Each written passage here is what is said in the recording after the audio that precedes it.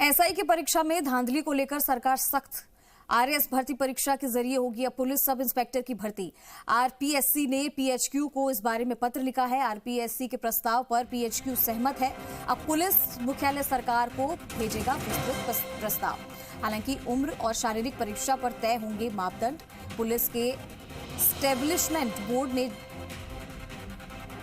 सहमति बनाई है और इस बदलाव से लगेगी फर्जीवाड़े पर लगाम। हालांकि पीएचक्यू के प्रस्ताव पर सरकार कराएगी परीक्षण, लेकिन सैद्धांतिक रूप से बन चुकी है सहमति। डीजीपी यूआर साहू ने प्रक्रिया के लिए नियम का प्रस्ताव बनने के लिए निर्देश भी दे दिए हैं। तो अब किसी भी तरीके की धांधली, किसी भी तरीके के पेपर लीक को लेकर भी यहां पर अब एक नए तरीके से सरकार सख्त हो गई। शशि मोहन शर्मा हमारे साथ जुड़ चुके हैं, सीधा उनका रुख करते हैं। शशि, एसआई की परीक्षा में धांधली को लेकर अब सरकार भी सख्त दिख रही है। यहाँ पे आरएएस भर्ती परीक्षा के जरिए अब पुलिस सब इंस्पेक्टर की भर्ती होगी। अब तक हमने देखा है कि कई सारे मामले, अभी हाल फिलहाल ही एक बड़ा मामला भी सामने आया था, पेपर लीक राजस्थान में एक बड़ा मुद्दा है। ऐसे में उन बच्चों के भविष्य के साथ तो खिलवाड़ है जो दिन रात मेहनत करते हैं। लेकिन अब जिस तरीके से सरकार भी सख्त हो रही है, नए नए नियम बना रही है, अभी जो ये नया नियम बनाया है जिसके जरिए आरएएस भर्ती परीक्षा के जरिए अब पुलिस सब इंस्पेक्टर की भर्ती होगी, क्या लगता है इससे कोई फर्क पड़ेगा? देखिए, अगर ये प्रस्ताव मंजूर होता है तो फर्क तो बहुत पड़ेगा जी। हालांकि अभी आरपीएससी ने पत्र भेजा है पीएचक्यू को, और पुलिस ने जो एस्टेब्लिशमेंट बोर्ड होता है जो भर्ती प्रक्रिया और जो दूसरी चीजों को तय करता है, कैसे परीक्षा होगी, क्या योग्यता होनी चाहिए, इन सब बातों को उसने लगभग सहमति जता दी है। सैद्धांतिक सहमति बन गई है। लेकिन सब इंस्पेक्टर की परीक्षा और आरएएस भर्ती परीक्षा दोनों का नेचर अलग है। सब इंस्पेक्टर भर्ती परीक्षा में जनरल नॉलेज का पेपर होता है, सामान्य ज्ञान का, इसके साथ में हिंदी और इंग्लिश का पेपर होता है। लेकिन आरएएस भर्ती परीक्षा में सब्जेक्ट आता है, अलग सब्जेक्ट लेना होता है, उसमें मैथमेटिक्स आती है, वो सारी बातें ठीक है।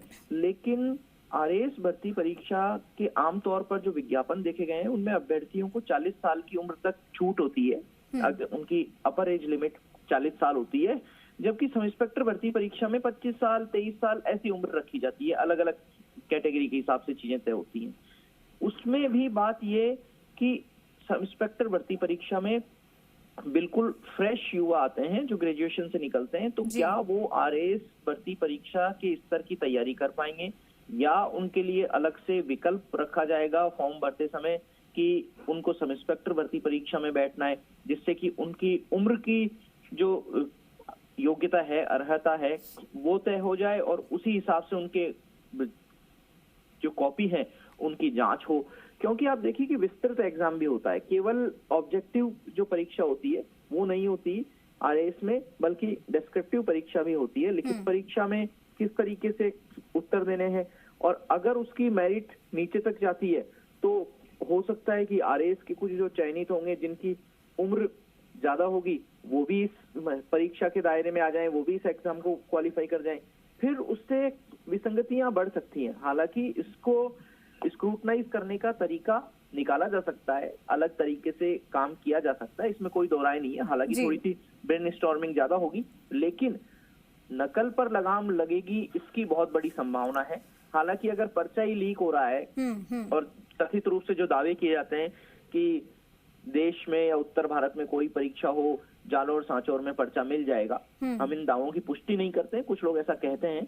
उन दावों का क्या होगा, और अगर आरएएस का पर्चा भी बाहर लीक हो जाएगा तो फिर परीक्षा की सेंटिटी, जो परीक्षा की पवित्रता है, उस पर सवाल उठ जाएंगे। लेकिन प्रक्रियागत रूप से काम चल रहा है, पुलिस मुख्यालय सहमत है, डीजीपी यूआर साहू ने निर्देश दे दिए हैं, नियम, प्रक्रिया और क्या क्या पैरामीटर्स तय किए जाने हैं। क्योंकि आरएएस में फिजिकल एग्जाम नहीं होता है, लेकिन सब इंस्पेक्टर में फिजिकल एग्जाम होता है, तो वो सारी शशि, जैसे किस तरीके से पिछली सरकार में हमने देखा है कि पेपर लीक का मुद्दा अक्सर उठा था और बड़ा गंभीर मुद्दा है। इस तरीके से 10वीं 12वीं के पेपर अगर लीक हो जाते हैं, बड़ी परीक्षाओं के पेपर लीक हो जाते हैं, भजनलाल सरकार बनने के बाद उन पर भी ये दबाव है कि अब वो इस फर्जीवाड़े पर बिल्कुल रोक लगा दे, और इसीलिए ये सारे नियम बनाए जा रहे हैं ताकि किसी भी एंगल से, किसी भी तरीके से, किसी भी जरिए से फर्जीवाड़ा ना हो, पेपर लीक ना हो, इस पर लगाम लगाने क्योंकि बेहद जरूरी है।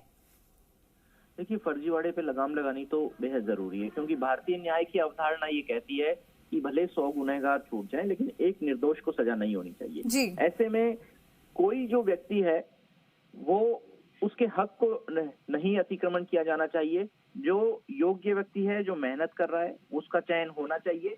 साथ में आप ये भी देखिए कि परीक्षा में नकल करके अगर कोई भर्ती हो रहा है जी। तो वो आगे कैसा काम देगा, कैसी परफॉर्मेंस देगा, क्या आपकी गुड गवर्नेंस की, सरकारों की जो थॉट प्रोसेस होता है या मंशा होती है, उसमें किसी तरह का योगदान दे सकेगा। ऐसा लगता नहीं है कि ये सब कुछ हो पाएगा, कि उनका योगदान सकारात्मक रहेगा नकल करके आने वालों का। और जो कोई व्यक्ति पैसा खर्च करके पेपर खरीदेगा, उसका पहला लक्ष्य होगा अपने इन्वेस्टमेंट को निकालना, अपने पैसे को निकालना। ऐसे में वो गलत तरीके से काम करेगा, हो सकता है कुछ गलत लोगों की पैरवी भी करे। तो इन सब चीजों का ध्यान रखना चाहिए और इसी हिसाब से परीक्षा की पवित्रता को ध्यान में रखते हुए भर्तियां होनी चाहिए, चाहे सरकार कोई भी हो। ठीक है शशि, बहुत शुक्रिया आपका इस तमाम जानकारी के लिए। तो देखिए, फिलहाल जो प्रस्ताव है, अगर उसे मंजूरी मिल जाती है तो उससे बड़ा फर्जीवाड़ा उसे रोका जा सकेगा और जिन बच्चों ने मेहनत की होती है उन्हें मौका मिलेगा, ना कि उन लोगों को जो पर्चा खरीद कर एग्जाम में बैठते हैं या फिर बैठते ही नहीं है, ऐसे ही पास हो जाते हैं। और ऐसे लोगों के हाथ में अगर देश की कोई भी ताकत आती है तो वो खतरनाक ही होती है।